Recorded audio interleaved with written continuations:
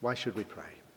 Prayer not only helps us to deepen our faith, but takes us beyond ourselves to the wider world. To sit quietly at home in prayer has been shown to help improve our general well-being. It's a time to bring to God whatever we feel we need to say. An old prayer has these words in it: "In the changes and chances of this fleeting world," which relates to the world of today. All that has been experienced in recent years, the ongoing call for justice and peace, an end to conflict and war, the concerns for a sustainable environment and climate. I'm very pleased to be able to invite you and encourage you to join in a year of prayer, beginning in September and continuing until August 2023. This has been put together by the Provincial Spirituality Group and opens up, very simply, a different approach to prayer each month. Some you may be familiar with, some you may like, some may be new, some may not be the right way for you. The prayers offered will be a mix of prayer for our personal journey and prayer for the wider community in the world.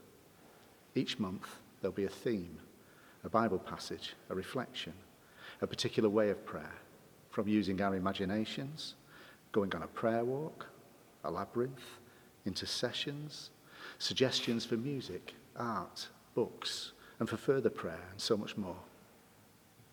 Importantly, it is to pray in the way that you are most comfortable with.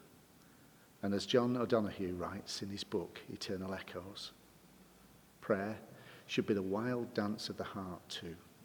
In the silence of our prayer, we should be able to sense the roguish smile of a joyful God, who, despite all the chaos and imperfection, ultimately shelters everything.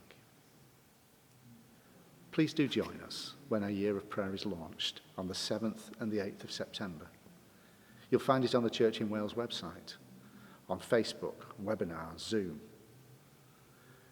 To God we pray from the depths of our hearts, out of the concerns we carry deep within, for a deepening understanding of your presence, your peace, your healing love, within us and the world.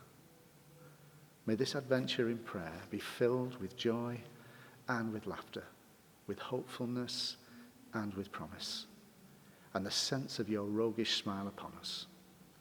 Amen.